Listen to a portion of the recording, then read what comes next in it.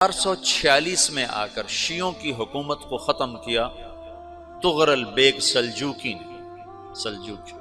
Seljuk مسلمان ہوئے تھے محمود غزنوی کے دور میں، سلجوک ان کے بڑے کا نام تھا۔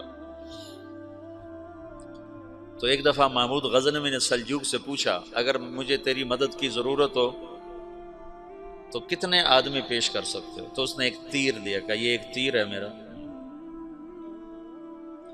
کسی کو یہ تیر بھیج کر میرے علاقے میں بھیج دو تو چند گھنٹوں میں 1,00,000 تلواریں تیرا پہرا دینے کے لیے تیار ہوں، میرے پاس اتنی طاقت ہے۔ تو یہ سلجوک کی نسل میں تھا تغرل بیگ۔ اللہ تعالیٰ نے جب عرب زوال کا شکار ہو گئے اور ضعف کا شکار ہو گئے، جیسے بڑھاپے کا کوئی علاج نہیں، جب قوموں پہ زوال آتا ہے تو اس کا بھی کوئی علاج نہیں، پھر اور قوم کو جگہ ملتی ہے۔ جیسے بڑھاپا ایک فرد پہ آتا ہے، ایسے بڑھاپا قوم پہ آتا ہے۔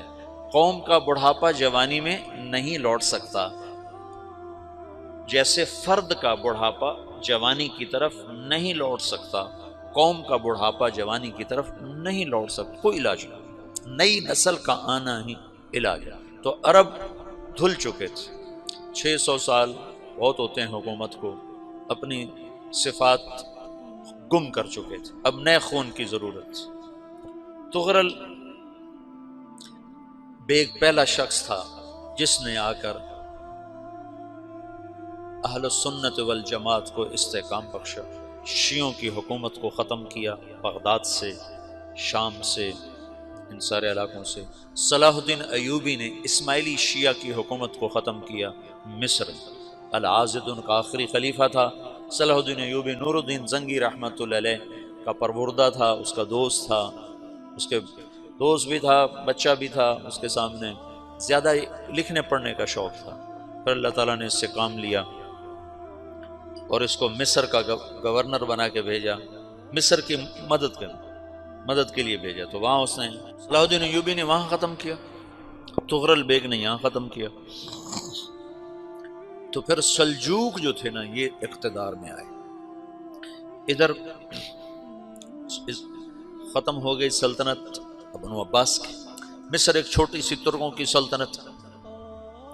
تو اللہ تعالیٰ پھر مرکزیت کے لیے ایک نظام چلا ہے، دو لشکر آپس میں لڑ رہے ہیں ایک میدان میں، ایک جنگلی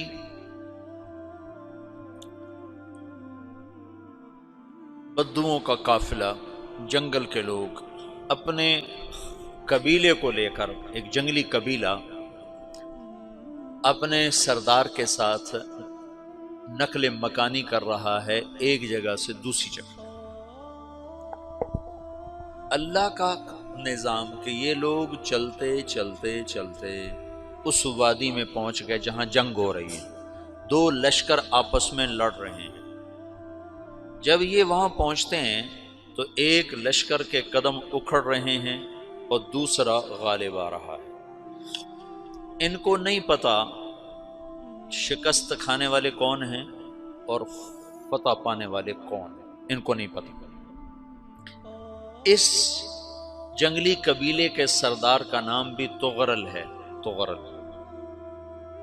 تو یہ سردار کہتا ہے جو شکست کھا رہے ہیں ان کی مدد کرو، کچھ پتہ نہیں کون ہے، کہتا جو شکست کھا رہے ہیں ان کی مدد کرو۔ تو 400 وحشی جنگلیوں نے فاتح لشکر کے پیچھے حملہ کر دیا۔ وہ تو ایک کافی ہوتا تو 400 دوڑ جب تلواریں پڑیں تو چند لمحوں میں نقشہ بدل گیا، بھاگنے والے جم گئے اور جمنے والے بھاگ پڑے۔ جب جنگ ختم ہوئی تو شکست خوردہ لشکر کے بادشاہ نے ان کو بلایا، اسے پوچھتا ہے مجھے جانتے ہو میں کون ہوں؟ کہا نہیں۔ کہا تو تم نے میری مدد کیوں کی؟ کہا انسانی ہمدردی کی وجہ سے، تمہیں شکست ہو رہی تھی اس لیے تمہاری مدد کی۔ پھر اس نے اپنا تعارف کرایا، میں ہوں سلیمان سلجوکی، ترکی کا بادشاہ۔ مسلمانوں کا لشکر تھا اور تاتاریوں سے شکست کھا رہا تھا، تاتاری فتح پا رہے تھے، مسلمان شکست کھا رہے تھے۔ تو وہ اللہ کی غیبی مدد بن کر آئے، تو وہ اس سے کہتا ہے میرے ساتھ رہنا پسند کرو گے؟ تم نے میرے اوپر احسان کیا ہے، میں اس کا بدلہ دینا چاہتا ہوں، میرے ساتھ رہنا پسند کرو گے؟ کہنے کا کر لوں گا۔ تو اس نے اس کو لے کر ترکی آیا، اور استنبول اس وقت روم کی حکومت میں تھا، اس سے فتح کیا اس تغرل کے آگے چوتھے پانچویں پڑپوتے محمد فاتح نے۔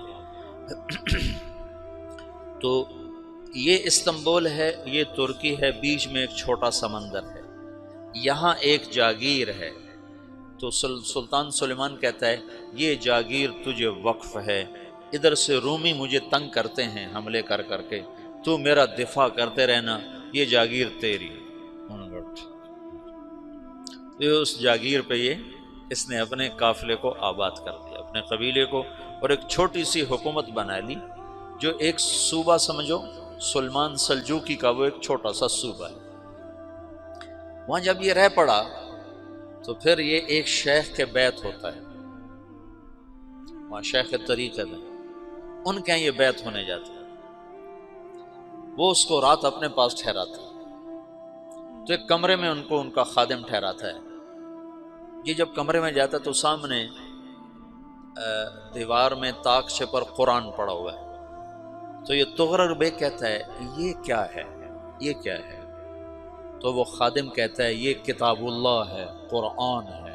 اچھا، وہ اس کو وہاں چھوڑ کے باہر چلا جاتا ہے۔ وہ دیہاتی آدمی، جنگل کا رہنے والا، پہلی دفعہ زندگی میں قرآن دیکھا، وہ کہتا ہے یہ قرآن ہے، اللہ کی کتاب ہے، میں اللہ کی کتاب کے سامنے سو جاؤں، کتنی بے ادبی ہے۔ تو اس نے ایسے قرآن اٹھایا اور سر پہ رکھ لیا اور کھڑا ہو گیا، ساری رات قرآن سر پہ رکھ کے کھڑا رہا۔ رات کے پچھلے پہر اس کو خواب آیا، کھڑے کھڑے اس نے دیکھا کہ اس کی پشت سے ایک چاند نکلا اور شیخ کی بیٹی کے سینے میں جا کے اتر گیا۔ پھر اس لڑکی کے سینے سے ایک درخت نکلا جو پھیلتے پھیلتے پھیلتے 3 بر اعظم پہ چھا گیا، افریقہ پر، یورپ پر، ایشیا پر۔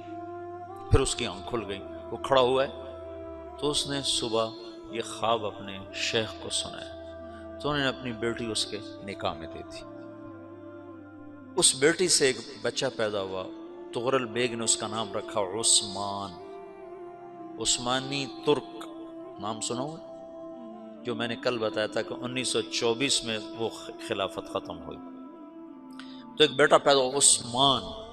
عثمان نے پھر ایک نئی اسلامی حکومت کی بنیاد رکھی جو 1924 تک چلتی رہی، کوئی 800 سال یہ حکومت چلی۔ تو حکومت کا شیرازہ بکھرا، لیکن پھر جڑ جاتا تھا، اور وہ قرن اول والا جوڑ کبھی نہ پیدا ہوا، ٹکڑے بن گئے۔ ان ٹکڑوں میں اللہ لوگ پیدا کرتا رہا جو دعوت دیتے رہے، دعوت زندہ رہی۔